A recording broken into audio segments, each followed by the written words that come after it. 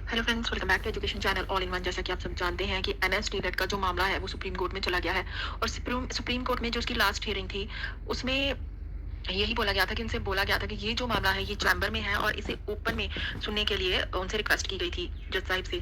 तो जज साहिब ने इस ओपन में सुनने के लिए उसे मान लिया था कि अब ठीक है वो ओपन में सुनेंगे। तो इसके लिए जो तारीख दे रखी है वो 6 अगस्त को, यानी कि रिव्यू की हियरिंग है।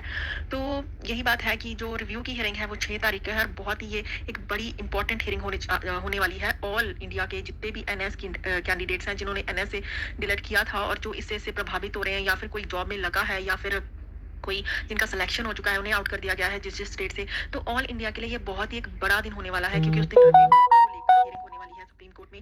तो इसके लिए आप सभी जानते हैं कि फंड की ज़रूरत है, कोई अच्छा जो एडवोकेट है, सीनियर एडवोकेट को करने की ज़रूरत है, या फिर वो कोई कपिल सिब्बल हो या फिर मीनाक्षी अरोड़ा मैडम हो।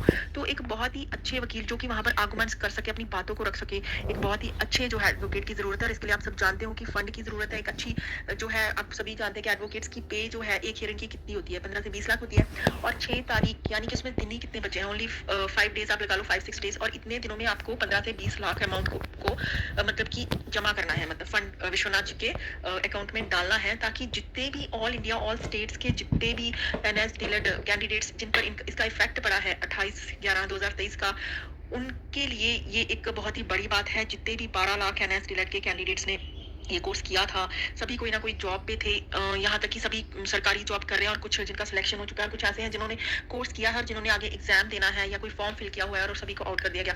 तो अगर सभी ये चाहते हैं कि ये जो डिग्री है जल्दी से जल्दी वैलिड हो जाए, तो प्लीज सभी फंड करें। जितने भी ऑल इंडिया के जिन्होंने एनएस से किया हुआ है वो फंड ज्यादा से ज्यादा जितना भी हो सके फंड करें, ताकि एक निश्चित अमाउंट जो है वो इकट्ठा हो सके और एक अच्छा सा वकील 6 तारीख को हायर किया जा सके। जैसा कि आप सब जानते हो कि हियरिंग के लिए कोई अच्छा वकील को पहले से ही हायर करना पड़ता है ताकि उसे इस मामले के बारे में अच्छी तरह से समझाया जा सके।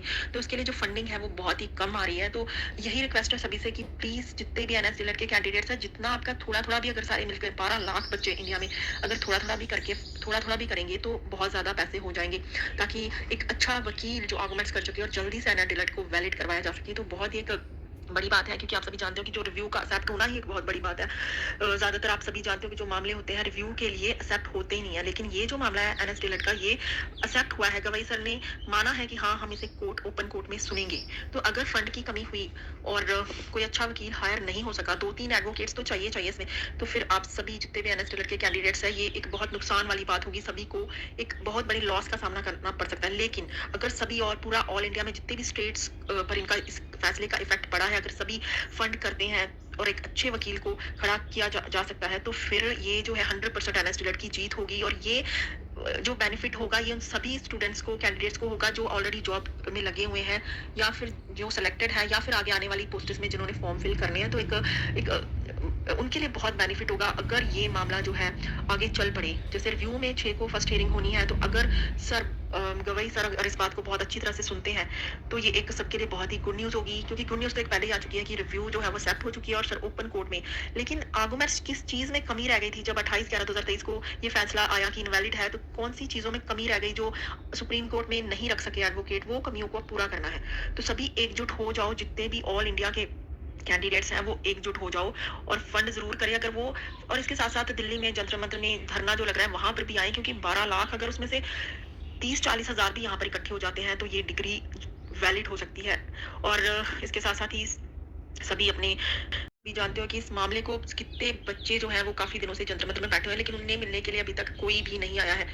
तो ये एक बहुत ही बुरी बात है। तो अगर सभी चाहते हैं कि सभी को बेनिफिट हो जाए आने वाली भर्तियों में, या फिर जो पीछे होल्ड पर रखे हुए हैं उनको मिल जाए, तो सभी को एकजुट होना पड़ेगा और फंडिंग करना होगा। क्योंकि ये एक लास्ट मौका है, रिव्यू जो लगी है एक लास्ट मौका है सबके लिए। और अगर फंड के कारण अगर ये चीजें रह जाती हैं, रिव्यू को कोई प्रॉब्लम होती है आगे, तो ये फंड के कारण ही होगा। तो ये जो एक लास्ट लड़ाई है वो सभी को एकजुट होकर लड़नी होगी, फंडिंग करनी होगी, सबको एक साथ आगे आना होगा ताकि एनएस डिलेट को वैलिड करवाया जा सके। और तो यही हाथ जोड़ के रिक्वेस्ट है कि सभी जो है एक साथ आएं और जितना भी हो सके थोड़ा थोड़ा फंड करें, ताकि एक निश्चित अमाउंट जो है वो इकट्ठा किया जा सके और अच्छे से अच्छे 2-3 वकील खड़े किया जा सके, ताकि 6 तारीख को कोई एक ऐसी गुड न्यूज निकल के आए, एक ऐसे आर्गुमेंट्स हो और एनएस डिलेट को वैलिड होने के लिए बिल्कुल टाइम ना लगे।